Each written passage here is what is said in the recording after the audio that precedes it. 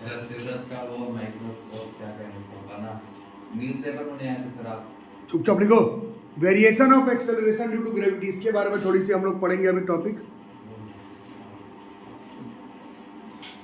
ठीक है, तो इसमें क्या कॉन्सेप्ट इन्वॉल्व है, पढ़ ही क्यों रहे वाला सवाल है कि आखिर ये पढ़ ही क्यों रहे हो।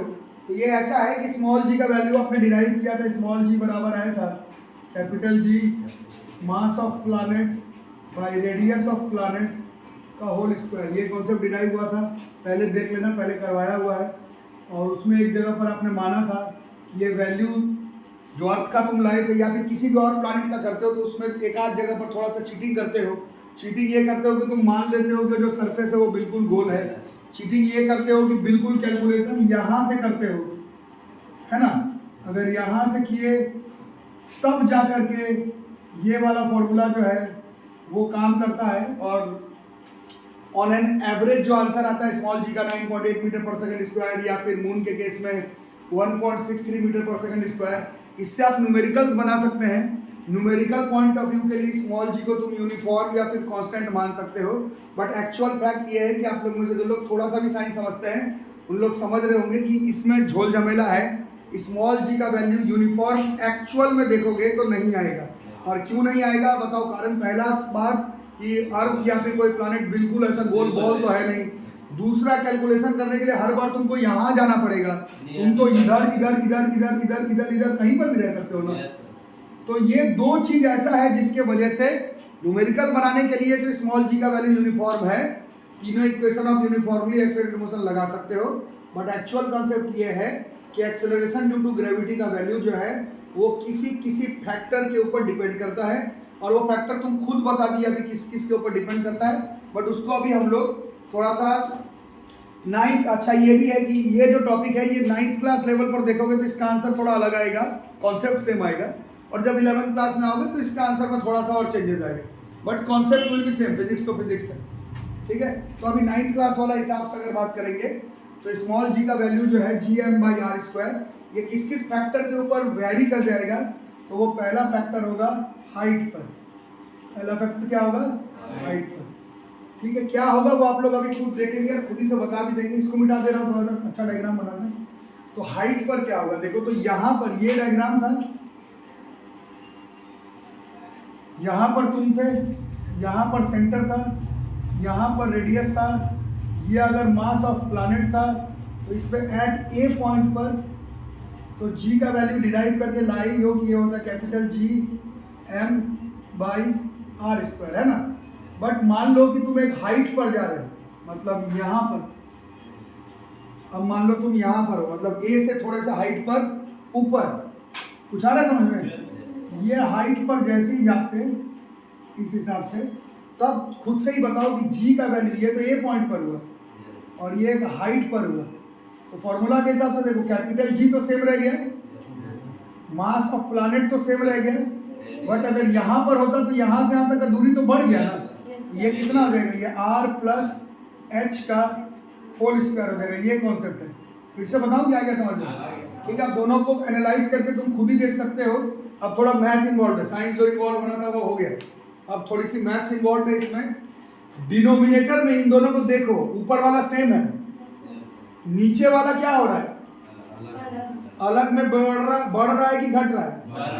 नीचे वाला अगर बढ़ रहा है तो मैथ में आप लोग 8th 9th में पढ़ कर आ रहे हो डायरेक्ट प्रोपोर्शन और इनवर्स प्रोपोर्शन। एक न्यूमरेटर में एक डिनोमिनेटर में है। डिनोमिनेटर वाला अगर बढ़ रहा है तो न्यूमरेटर वाला क्या हो जाएगा? अरे बोल ना, direct proportion inverse proportion 1 class के बुक में पढ़ना है। ऐसे हर चीज में मुंह फुला के बैठ जाते हो, एक झापड़ लगेगा उड़ जाओगे। एक न्यूमरेटर में लिखा हुआ है, डिनोमिनेटर में। तो बेसिक्स नहीं बताओगे तो क्या पढ़ाएगा फिजिक्स का टीचर आपको? डिनोमिनेटर का टर्म बढ़ते जा रहा है, एक न्यूमरेटर में एक डिनोमिनेटर, इसी को इनवर्सली प्रोपोर्शनल बोला जाता है। 1 क्लास में पढ़ना था, कुछ लोग नर्सरी में भी पढ़े हैं। This is inverse proportion. ये न्यूमरेटर में है, ये डिनोमिनेटर में। अभी नीचे क्लास चल रहा 2 क्लास का, उसमें देखा टीचर यही पढ़ा रहा है। आप लोग फिर हे करते रहते हैं बस यहाँ बंदर जैसा। क्या हो रहा है डिनोमिनेटर में? क्या हो रहा है डिनोमिनेटर में? टर्म्स बढ़ रहा है और उस पर स्क्वायर भी है, मतलब डिनोमिनेटर बढ़ गया। तो ये वाला जो वैल्यू है वो कम हो गया एक्चुअली में। इसका मतलब ये है कि अगर इन दोनों इक्वेशन को कंपेयर करेंगे तो ये पता चल रहा है कि जैसे ऐसे लिख देंगे एज r+h का होल स्क्वायर ये आर स्क्वायर से ज़्यादा है और ये डिनोमिनेटर में है, तो ये वाला टर्म जो है वो घट जाएगा। इसका मतलब है हाइट पर जब तुम जाओगे तो एक्सेलरेशन ड्यू टू ग्रेविटी का वैल्यू जो है वो कमते चला जाएगा। इसका मतलब क्या हुआ कि अभी इस रूम में जो एक्सेलरेशन ड्यू टू ग्रेविटी का वैल्यू हो कुछ भी, वो जैसे ही तुम एक हाइट पर चले जाओगे तो वो एक्सेलरेशन ड्यू टू ग्रेविटी का वैल्यू जो है वो कम हो जाएगा। ध्यान से देखोगे न्यूमेरिकल बहुत सारा बनाए हो, न्यूमेरिकल में बॉल को ऊपर फेंकते थे, बॉल ऊपर चले जाता था, बट वहाँ पर तुम कहाँ कंसीडर किए कि कम हो रहा है ज़्यादा हो। तो यही रूल फॉलो होगा। न्यूमेरिकल्स फ्री फॉल का बनाते समय स्मॉल जी का वैल्यू यूनिफॉर्म मान लिया जाता है, बट एक्चुअल कंसेप्ट यही है कि तुम जिधर भी हो उससे हाइट चेंजेस करोगे, सिर्फ अपना जगह पोजीशन हाइट चेंज करोगे तो स्मॉल जी का वैल्यू जो है वो वेरी कर जाएगा। अगर ऐसा डायग्राम पे देखोगे तो सरफेस पर अगर कुछ वैल्यू आया था तुम्हारा, यहाँ पर 9.8 आया था ना तुम्हारा, यहाँ पर ही तुम्हारा वैल्यू 9.8 मीटर पर सेकंड स्क्वायर आया था, तो इससे और ऊंचाई पर जाकर के अगर एक्सेलरेशन ड्यू टू ग्रेविटी निकालते हो तो उसका वैल्यू 9.8 मीटर पर सेकंड स्क्वायर से कम आएगा। और इतना भी नहीं याद हो तो कम से कम ये याद करना है कि स्मॉल जी का वैल्यू किसके किसके ऊपर इफेक्ट पड़ता है। तो हाइट बढ़ाओगे तो एक्सेलरेशन ड्यू टू ग्रेविटी का वैल्यू कम हो जाएगा। ये पहला फैक्टर चलेगा, लिखो।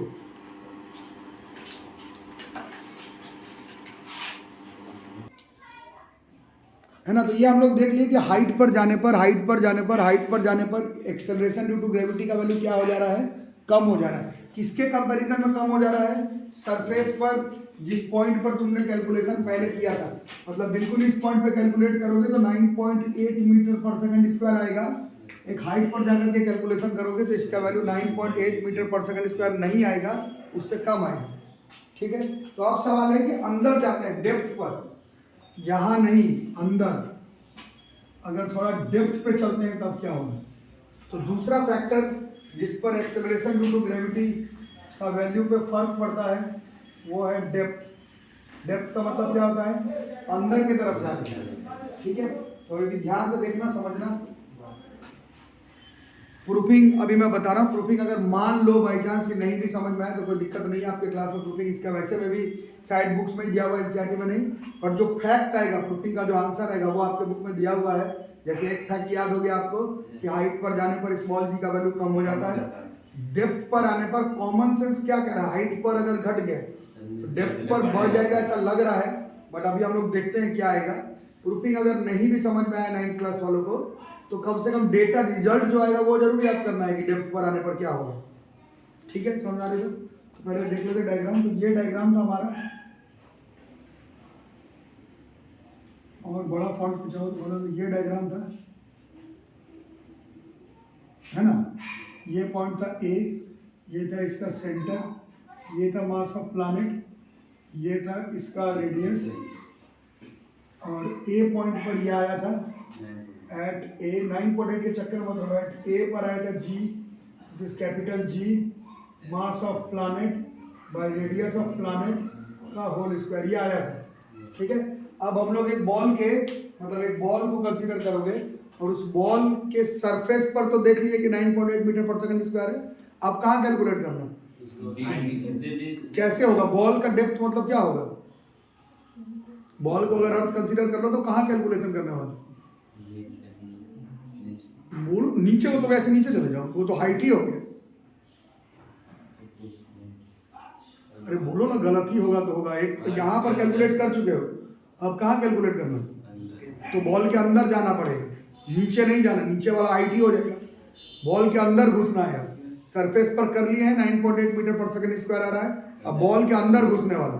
ठीक है, ये आ रहा है सबको समझ में। डेप्थ का मतलब क्या हुआ, बॉल के नीचे चले जाए, अंदर जाना है बॉल के सरफेस पर 9.8 मीटर पर सेकंड स्क्वायर है, अगर बॉल को अर्थ कंसीडर कर रहे हो। अब बॉल के अंदर घुस करके पता लगाना है कि जी का वैल्यू क्या होगा। कॉमन सेंस कहता है कि हाइट पर गए हैं तो घट गया है, डेप्थ पर घुसेंगे तो शायद बढ़ जाना चाहिए, बट क्या होता है वो अभी हम लोग देखेंगे।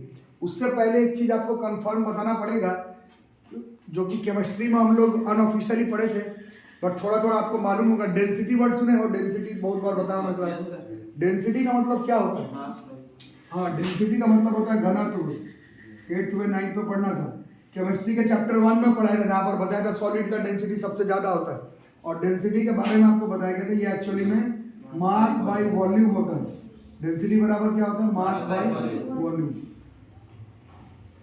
ये समझ में आया तो ठीक, नहीं समझ में आया तो याद करना, बट जो फैक्ट आएगा उसको याद करना है सबको। डेंसिटी बराबर क्या होता है, मास बाई वॉल्यूम। एक बॉल है, एक बॉल, अगर कोई तुमसे मान लो ये चैप्टर मैं नहीं पढ़ा रहा, ये चैप्टर हटाओ, ये चैप्टर बंद करो, ऐसे ही तुमसे कोई पूछा जाए कि एक बॉल का किसी भी पॉइंट पर क्या सेम आएगा, तो उसका क्या आंसर दोगे? भाई कहाँ से साइंस सीखो, इतना बड़ा बॉल का मास सेम आएगा, उसके अंदर इतना सा मास में करूंगा उसका मास सेम आ जाएगा। कोई भी टॉपिक मिला के बोल देते हो आपस में। ये कल का टॉपिक बता रहा है, स्मॉल जी जो है मतलब मास का वैल्यू सब जगह पर सेम आता है, उसका आंसर बता। ऐसे साइंस का बेड़ा कर करके कोई फायदा नहीं। आप लोग बताओ, एक बॉल है, ये बॉल 5 किलो का है, अब उस बॉल का इतना सा टुकड़ा लूं, इतना टुकड़ा लूं, इतना टुकड़ा लूं, या पूरा बॉल लूं, इस बॉल का क्या सेम रह जाएगा वो बताओ। उसका एक खास प्रॉपर्टी है जो कि उस बॉल का सेम रह जाएगा, और वो प्रॉपर्टी जो है वो डेंसिटी है। डेंसिटी एक प्रॉपर्टी होता है मटेरियल का। जैसे पानी का डेंसिटी आपको याद है, तुम लोग को देख के लगता कुछ आता ही नहीं, क्या पढ़ाएगा। पानी का डेंसिटी आपको पढ़ाएगा था, पानी का डेंसिटी होता है 1000 kg/m³, पहले चैप्टर में ही लिखवाया गया। डेंसिटी प्रॉपर्टी होता है मटेरियल में, वो आप चेंज नहीं कर सकते, ठीक है। एक ऑब्जेक्ट का खास प्रॉपर्टी होता है उसका डेंसिटी, घनत्व। मास तो इतना बड़ा बॉल का मास तो अलग है ना, इतना सा बॉल का मास निकालूंगा तो मास तो अलग है, बट वो जिस चीज का बना हुआ है उस चीज का डेंसिटी का वैल्यू जो होता है वो फिक्स होता है। डेंसिटी मतलब घनत्व। इस बेंच का डेंसिटी फिक्स है, इस मोबाइल का डेंसिटी फिक्स है, मेरा तुम्हारा, हम लोग क्योंकि लिविंग थिंग है तो मेरा तुम्हारा डेंसिटी में थोड़ा प्रभाव आ सकता है, बट ऐसे मटेरियल्स का डेंसिटी जो होता है वो फिक्स होता है। जैसे खून है तो उसका डेंसिटी फिक्स है, वाटर है उसका डेंसिटी फिक्स है। ये समझ में आ रहा है, डेंसिटी प्रॉपर्टी होता है मटेरियल में। तो डेंसिटी बराबर क्या होता है, मास बाई वॉल्यूम। अब तो मास बराबर क्या हो जाएगा, मास बराबर डेंसिटी को रो साइन से डिनोट करते हैं। ये सब चैप्टर 1 केमिस्ट्री में लिखवाया था मैं। डेंसिटी को किससे डिनोट करते हैं हम लोग, रो से। तो मास बराबर क्या हो जाएगा, density into volume. Density into volume. यार है समझ में? नहीं आ रहा तो बोलना, बैठे रहने पर तो कुछ नहीं होगा। प्राइवेट कोचिंग का पैसा लगता है, बैठे रह के मुंह फुला के घर चले गए तो क्या फायदा होगा, किसी को कुछ नहीं समझता। डेंसिटी फिक्स होता है मटेरियल का, वॉल्यूम आप लोग ये कौन सा शेप कंसीडर किए हो अर्थ को, सर्कल का वॉल्यूम नहीं निकलता, आप लोग कुछ पढ़े ही नहीं छोटे क्लास में। ये 3 डायमेंशनल फिगर है, ये स्फीयर है, सर्कल का तो एरिया निकलता है बहुत, बाप रे। अब ये सब पढ़ाने बैठो तब तो हो गई। खैर रहने तो तुम लोग इग्नोर करो, तुम लोग कल से 1 क्लास में आ जाना, उसमें आपको ABCD सिखाया जाएगा, कल से ABCD का क्लास में आना। बाकी जिनको थोड़ा समझ में आ रहा है, स्फीयर का वॉल्यूम 8th में अनऑफिशियली पढ़ना था, 9th में पढ़ना है आपको। कोई किसी को याद है क्या volume of sphere? 4/3 pi r cube. Cube होता है वॉल्यूम में 3 चीज। खैर मास बराबर कितना हो गया, मास बराबर हो गया डेंसिटी इनटू वॉल्यूम। तो ये जो जी निकाले थे यहाँ पर, इस फॉर्मूला का थोड़ा चेंज कर रहे हैं। क्या क्या है, कैपिटल जी की जगह कैपिटल जी, मास के जगह पर density into 4/3 into IR cube upon नीचे क्या था r², ये r²। तो इससे ये पावर कट जाता है, तो ए पॉइंट पर ये आया जी डेंसिटी 4/3 पाई r। बोलो ठीक है, यहाँ तक कोई प्रॉब्लम? ठीक है, कोई दिक्कत है यहाँ तक है तो बोलो, और नहीं है तो आगे देखो। तो ये किस पॉइंट पर आया हुआ है, ये कहाँ कैलकुलेट किया ये सब, ए पॉइंट पर।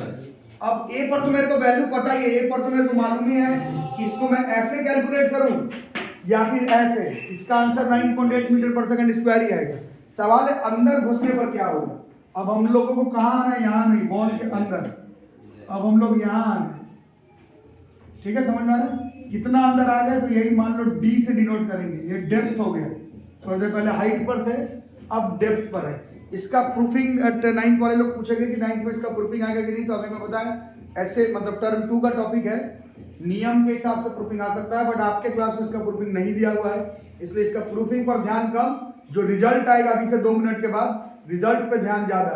हाइट पर गए तो जी का वैल्यू कम हो गया, डेप्थ पर आ रहे हैं, पता लगाने का ट्राई कर रहे हैं कि ज्यादा होगा कि कम।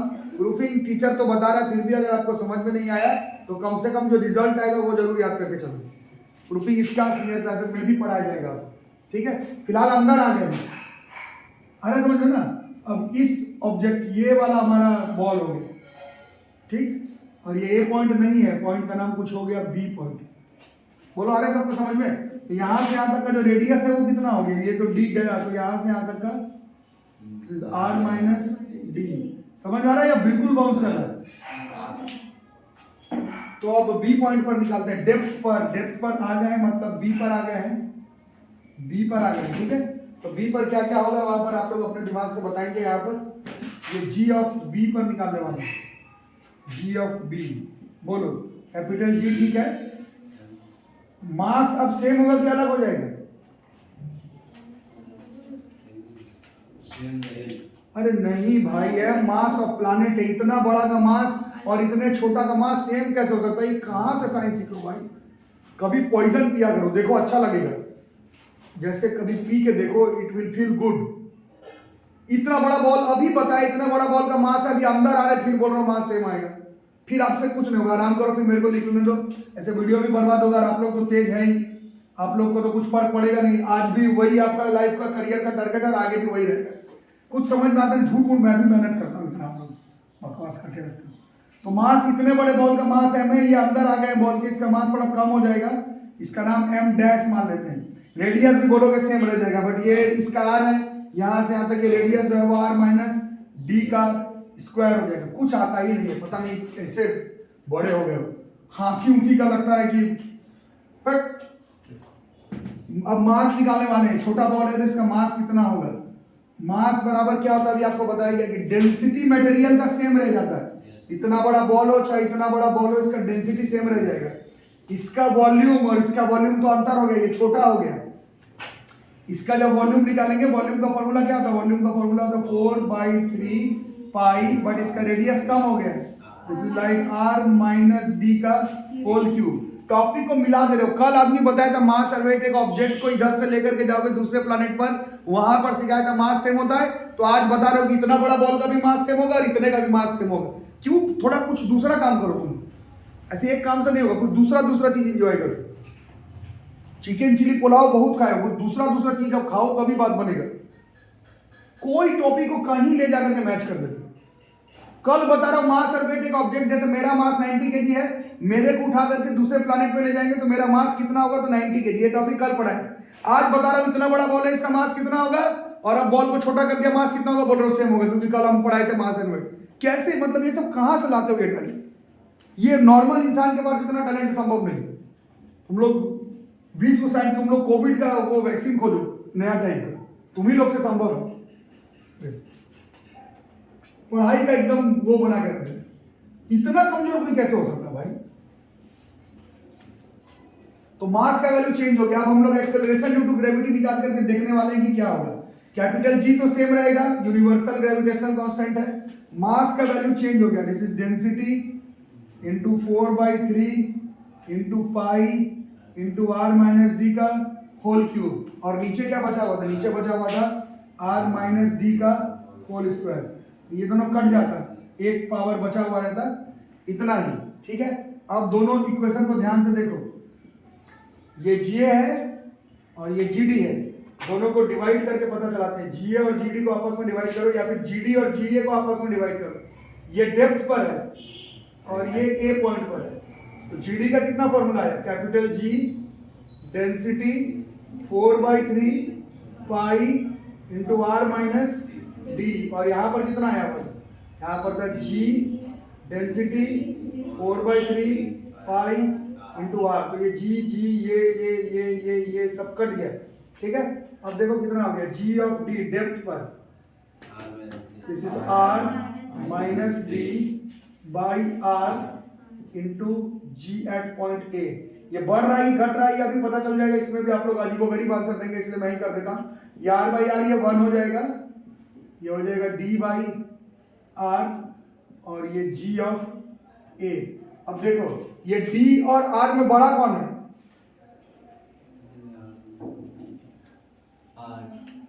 आर बड़ा है, मतलब डी छोटा है। डी तो इतना सा ही, आर इतना सा है, तो ये न्यूमरेटर छोटा है, डिनोमिनेटर बड़ा है। इसको डिवाइड करेंगे, वैल्यू 1 से बड़ा आएगा कि छोटा आएगा? सोच के बताना, आर बढ़ा के नहीं। डी छोटा है, आर बड़ा है, दोनों चीज को डिवाइड करेंगे, वैल्यू 1 से बड़ा आएगा कि छोटा आएगा? पॉइंट में आएगा जी। ऊपर वाला छोटा है, नीचे वाला अगर बड़ा है, इसको कभी भी डिवाइड करोगे तो इसका वैल्यू कभी भी 1 से छोटा ही आएगा। ठीक है, तो ये वैल्यू 1 से छोटा है और उसको 1 से माइनस कर देना है। 1 से माइनस फॉर्मूला में दिख रहा है, ये 1 से छोटा है और 1 से माइनस भी कर दिए तो और छोटा हो गया। अरे समझ में आ रहा है या बाउंस कर रहा है? बाउंस कर रहा है तो बैठ के रो कि हम क्या सीखे 14 साल में कि हमको इतना छोटा चीज भी समझ में नहीं आया। क्या दो लोग समझ रहे हैं? ये वैल्यू क्योंकि डी कम है, आर ज्यादा है, इन दोनों को डिवाइड करेंगे तो ऑलरेडी आप लोग बता रहे 1 से छोटा पॉइंट में वैल्यू आएगा और उसको भी 1 से माइनस कर देंगे तो वैल्यू और कम हो जाएगा। और इसका मतलब क्या हो गया कि डेप्थ पर जो वैल्यू आएगा वो और कम हो जाएगा। किससे?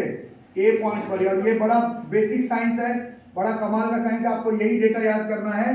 हाइट पर गए थे तो स्मॉल जी का वैल्यू क्या हो गया था? कम। और बहुत मजे की बात है कि जब डेप्थ पर भी आ रहे हो, बॉल के अंदर भी घुसोगे तो एक्सेलरेशन ड्यू टू ग्रेविटी का वैल्यू सरफेस के कंपैरिजन में कम ही हो जाएगा।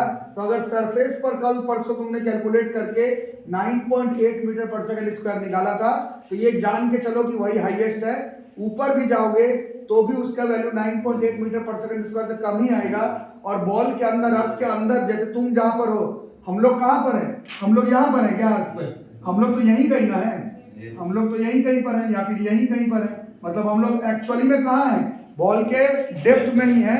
और डेप्थ पर स्मॉल जी का वैल्यू जो है वो किसी भी कीमत पर 9.8 मीटर पर सेकंड स्क्वायर से कम आएगा। इसलिए अगर आपसे कोई पूछे पटना, दानापुर, मैनपुरा जहां पर आप बैठे हुए हैं, यहाँ पर स्मॉल जी का वैल्यू 9.8 हो सकता है क्या? तो आंसर है बिल्कुल नहीं हो सकता। 9.8 सिर्फ एकदम किस पॉइंट पर होता? अब तुम इसके अंदर कहीं भी आ जाओ, जैसे हम लोग अंदर ही हैं, हम लोग यहाँ कहीं है, इधर इधर इधर इधर इधर इधर इधर इधर, यहाँ तो नहीं है। और अंदर आने पर अगर ये प्रूफिंग आपको नहीं भी समझ में आया तो कम से कम ये फैक्ट जरूर याद कर लेना है कि डेप्थ पर जाने पर भी एक्सेलरेशन ड्यू टू ग्रेविटी का वैल्यू कम हो जाता है। समझ रही बात? लिखो, तो हाइट पर वैल्यू कम और डेप्थ पर भी वैल्यू कम, ये याद रहेगा प्रूफिंग। तो दो चीज हम लोग अभी याद कर लिए, क्या? स्मॉल जी का वैल्यू जो है वो 3 चीज देखे, इसको मिटा देता हूं। वेट स्मॉल जी पर डिपेंड करता है, जी वेट पर। क्या उसका आज का क्लास नहीं है? आज का क्लास ये था कि स्मॉल जी का वैल्यू जो हम लोग कैलकुलेट करते हैं, कॉपी में पहले करवाया हुआ है, इस पॉइंट पर कैलकुलेट करोगे, इस पॉइंट पर कैलकुलेट, और इसके कंपैरिजन में यहाँ कैलकुलेट करोगे और यहाँ कैलकुलेट करोगे, तो सब जगह पर स्मॉल जी का वैल्यू जो है वो अलग अलग है। न्यूमेरिकल बनाते समय हम लोग मान करके चलते हैं कि यहीं से क्वेश्चन बनाया जा रहा है, इस वजह से सेम आता है। बट आज का तो टॉपिक ही यही है कि अगर तुम ऑब्जेक्ट का पोजीशन ऊपर नीचे करोगे तो स्मॉल जी का वैल्यू पर क्या प्रभाव पड़ेगा। तो इसका नाम अगर हाइट है h, ये अगर था डेप्थ d, पूरा रेडियस अगर था कैपिटल R, और ऑब्जेक्ट का मास पर स्मॉल जी डिपेंड नहीं करता है बट प्लैनेट के मास के ऊपर करता है। तो ए पॉइंट पर देखें, ए पॉइंट मतलब बिल्कुल सरफेस पर, यहीं पर स्मॉल जी का वैल्यू करेक्ट आता है, मतलब जो हम लोग याद किए हैं GM 9.8 मीटर पर सेकंड स्क्वायर अर्थ के केस में। बट आप फॉर्मूला पढ़ना शुरू करिए, वैल्यू तो याद हो ही गया, जो चीज याद हो ही गया उसको बार बार बोल के क्या फायदा। Capital G mass of planet by radius of planet का स्क्वायर, ये ए पॉइंट पर है। हाइट पर जाने पर क्या हो जा रहा है? हाइट पर जाने पर इसका वैल्यू G एट हाइट पर, ये फॉर्मूला चेंज हो जा रहा है, कैपिटल G रह जा रहा है, M रह जा रहा है, बट ये R प्लस H का होल स्क्वायर हो जा रहा है, जो कि मैथमेटिकली साफ साफ पता चल रहा है कि किसी भी कीमत पर ये सरफेस वाले एक्सेलरेशन ड्यू टू ग्रेविटी से इसका वैल्यू कम है। और फिर हमारे दिमाग में है कि अगर ऊपर जाने पर कम हो रहा है तो डेप्थ पर हो सकता है बढ़ जाए, बट अभी आपको प्रूफिंग पढ़ाएगा कि ऐसा नहीं होगा। अगर तुम डेप्थ पर भी आते हो या हाइट पर गए, अगर तुम डेप्थ पर भी आ जा रहे हो तो भी आपको प्रूफिंग करके बताया गया है। प्रूफिंग अगर नहीं भी याद रहा तो कम से कम ये जरूर याद रखना है कि डेप्थ पर भी आने पर ये फॉर्मूला आया था G इंटू क्या आया था 1 माइनस, अभी कर रहा था D बाई आर था। इससे फॉर्मूला अगर नहीं भी याद रखते हो 9th क्लास में तो कम से कम ये जरूर याद रखोगे कि डेप्थ पर भी एक्सेलरेशन ड्यू टू ग्रेविटी का वैल्यू जो है वो सरफेस के कंपैरिजन से कम आएगा। तो 9.8 मीटर पर सेकंड स्क्वायर सरफेस पर आएगा। हाइट पर जाओगे तो भी कम हो जाएगा, डेप्थ पर जाओगे तो भी कम हो जाएगा। तुमसे पूछा जाए तुम अभी कहाँ पर हो, तुम हाइट पर नहीं हो अर्थ के कंपैरिजन में, अर्थ के सरफेस के कंपैरिजन में तुम डेप्थ पर हो, और डेप्थ पर वैल्यू 9.8 मीटर पर सेकंड स्क्वायर नहीं आता। तुम जिधर भी हो अभी वहां पर स्मॉल जी का वैल्यू 9.8 मीटर पर सेकंड स्क्वायर नहीं है, सिर्फ नहीं ही नहीं कम भी है। याद रहेगा, ये प्रूफिंग तुम्हारे काम का नहीं है 9th क्लास में, बट कम से कम ये फैक्ट रिमेंबर याद करना है। फिर से बोलो तो 50 बार बोलता हूँ, याद हो गया। तो एक जगह पर अभी हमें याद करना है जिस पर सबसे मैक्सिमम क्वेश्चन क्लास 9th का थ्योरेटिकल क्वेश्चन में सबसे ज्यादा जो क्वेश्चन दिया हुआ है वो एक जगह पर है। ये तुम यहाँ की बातें कर लिए, ये तुम डेप्थ की बातें कर लिए, बट बिल्कुल पोल का भी अब थोड़ा सा सोचना पड़ेगा। पोल मतलब नॉर्थ पोल साउथ पोल, पोल मतलब जहां पर हमारा ज्योग्राफिकल नॉर्थ और ज्योग्राफिकल साउथ है, ठीक है। Poles, north pole south pole, north pole south pole पर हमें याद करना है कि जी का वैल्यू क्या हो सकता है, ठीक है। तो ये थोड़ा सा ऐसा कॉमन, थोड़ा इसको जब हम लोग सीनियर क्लास में जाएंगे तो इसको प्रूफिंग करने का स्टाइल, तरीका, मेथड, एल्गोरिथम, टेक्निक अलग है। आपके क्लास में अलग तरीके से समझाया जाता है। आपके क्लास में ऐसा समझाया जाता है कि एक बॉल है जैसे अर्थ, वो रोटेट करता है जब, तो वो घिसेगा, मतलब ऐसे कॉमन सेंस लोग, एक बॉल होगा, एक बॉल को अर्थ कंसीडर करो और उसको एक जगह पर रोटेट करवाओ, अर्थ ऐसे रोटेट करता, तो उसका जो नीचे वाला जगह है, या फिर ऐसे ऐसे रोटेट करवाओ, ऐसे, तो उसका जो ऊपर वाला जगह और नीचे वाला जगह घिस जाएगा। एक बॉल को लगातार तुम रोटेट करवा रहे हो, उसका ऊपर वाला जगह और नीचे वाला जगह जो है वो घिस जाएगा। मानते हो इस बात को? एट पोल पर ये वाला जो पॉइंट है ये बिल्कुल सीधा नहीं रह करके पोल पर ये थोड़ा सा ऐसा घिसा हुआ रहेगा। समझ में आ रहा है कुछ? पोल्स पर ये पॉइंट घिसा हुआ रहेगा। तो और हमारा सरफेस, आपने जो प्रूफिंग किया था इसको बिल्कुल क्या मान के किया था? गोल मान करके। आपने जो प्रूफिंग किया था सरफेस पर वो बिल्कुल गोल मान करके किया था, बट एक्चुअली में पोल्स पर वो बिल्कुल गोल नहीं है, अर्थ वहां से थोड़ा सा घिसा हुआ है। ये आपको 9th क्लास में से ही बता जाता है। समझ आ रहा है? तो पोल पर ये जो रेडियस का वैल्यू हुआ ये ज्यादा हुआ या फिर कम हुआ? सोच के बोलो, बहुत जल्दी बोलते हो, बिना सोचे हुए बोलते हो और कुछ भी बोलते हो। ये पॉइंट है जब बिल्कुल बॉल को गोल मान के किए थे, अब जब इसको पोल मान रहे हो तो ये अगर रेडियस जो पहले वाला था, ये पहले वाला रेडियस जिसको कंसीडर किया, अब पोल तुम मान रहे हो कि बॉल यहाँ से घिसा हुआ था, यहाँ पर रेडियस बढ़ रहा है कि कम हो रहा है? तो अभी बोले थे बढ़। तो पोल पर अगर ऐसे मैथमेटिकली सोचोगे तो रेडियस का वैल्यू कम है, और फॉर्मूला आपके सामने था, G इज इक्वल टू क्या था? GM/r² था, और ये इनवर्सली प्रोपोर्शनल है, एक ऊपर लिखा हुआ है एक नीचे। तो पोल पर r का वैल्यू कम है, r का वैल्यू कम है, r का वैल्यू कम है, तो g का वैल्यू क्या हो जाएगा? g का वैल्यू बढ़ जाएगा। तो पोल ही पूरे अर्थ पर वो जगह है जहां पर g का वैल्यू जो है वो a पॉइंट जिस पर तुम सरफेस पर कैलकुलेट किए थे उससे ज्यादा आ सकता है। सरफेस पर कितना कैलकुलेट किए थे? 9.8 मीटर पर सेकंड स्क्वायर। पोल ही पूरे दुनिया में एकमात्र ऐसा जगह है जहां पर g का वैल्यू 9.8 मीटर पर सेकंड स्क्वायर से ज्यादा हो सकता है। ये एकदम फैक्ट रिमेंबर करना है, और ये इंपॉर्टेंट क्वेश्चन है इस चैप्टर का। कहीं ना कहीं MCQ, subjective, theoretical, case study, numerical, सब तरफ से ये इंपॉर्टेंट फैक्ट है कि पूरे अर्थ पर एक ही जगह पर ऐसा है जहां पर स्मॉल जी का वैल्यू बढ़ता घटता नहीं, वो 9.8 मीटर पर सेकंड स्क्वायर से ज्यादा ही आता है, और उस जगह का नाम पोल्स है। नॉर्थ पोल और साउथ पोल दोनों ही ऐसा जगह है जहां पर एक्सेलरेशन ड्यू टू ग्रेविटी का वैल्यू नॉर्मल सरफेस से ज्यादा है। कुछ समझ में आया? बिल्कुल बाउंस कर गया। बिल्कुल सरफेस पर 9.8 मीटर पर सेकंड स्क्वायर है, हाइट पर भी कम ही होता है, डेप्थ पर भी कम ही होता है, मतलब सब जगह पर कम ही हो रहा है। बट एक पोल ऐसा जगह है जहां पर एक्सेलरेशन ड्यू टू ग्रेविटी का वैल्यू सरफेस से भी ज्यादा। सरफेस से ज्यादा का मतलब क्या हुआ कि 9.8 मीटर पर सेकंड स्क्वायर से ज्यादा, मतलब तुम तो ऑलरेडी डेप्थ पर हो, तुम्हारा ऑलरेडी कम था, तो पोल पर स्मॉल जी का वैल्यू तुम्हारे कंपैरिजन में ज्यादा होगा। ये समझ में आ रहा है या फिर नहीं आ रहा? और कल वेट पढ़े थे, वेट किस पर डिपेंड करता है? वेट स्मॉल जी पर डिपेंड करता है। इसका मतलब है पोल पर ले जाकर के किसी ऑब्जेक्ट का वजन निकालेंगे तो अभी जो तुम्हारा वजन है उससे ज्यादा आएगा। पोल ही पूरे दुनिया में एकमात्र ऐसा जगह है जहां पर वेट का वैल्यू जो है तुम्हारा बढ़ जाएगा।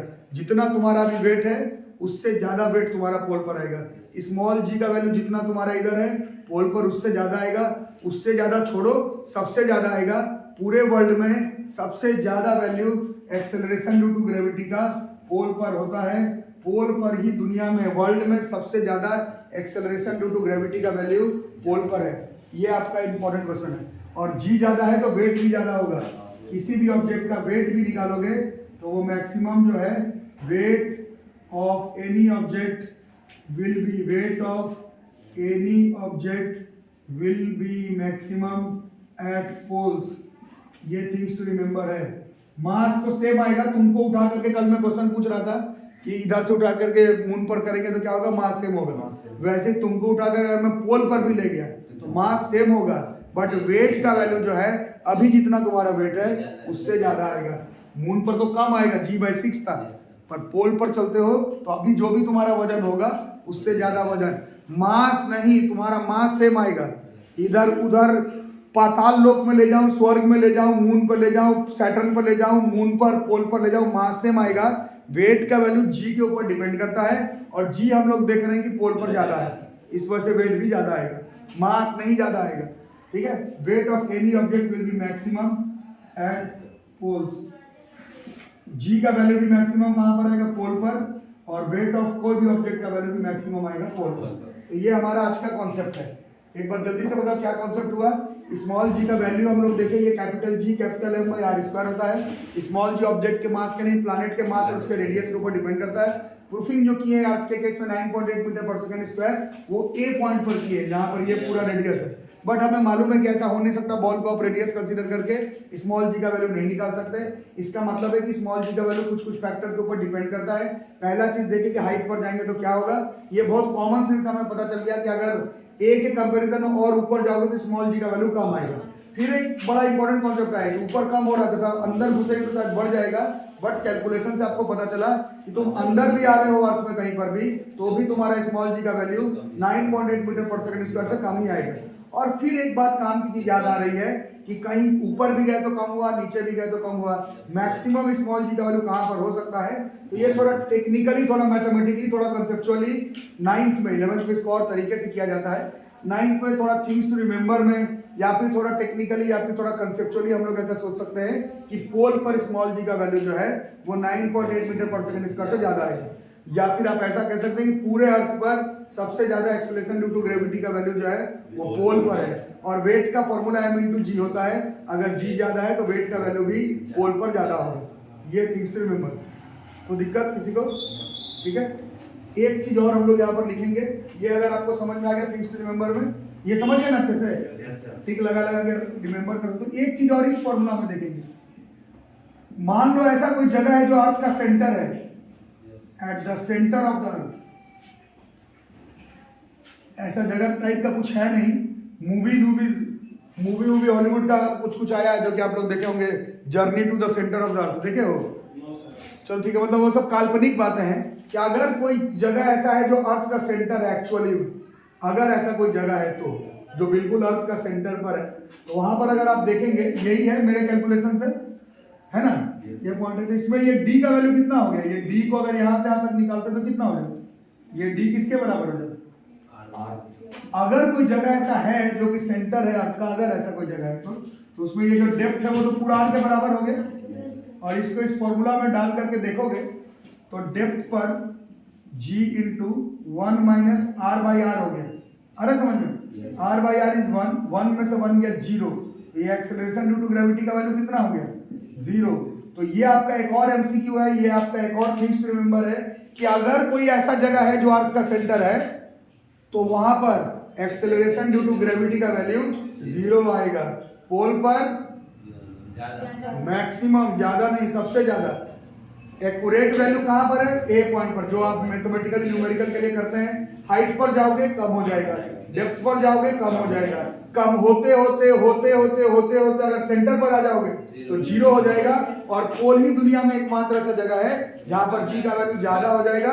ज्यादा इन द सेंस सबसे ज्यादा हो जाएगा, सबसे ज्यादा इन द सेंस 9.8 मीटर पर सेकंड स्क्वायर से भी ज्यादा अगर कहीं पर हो सकता है तो वो पोल पर हो सकता है।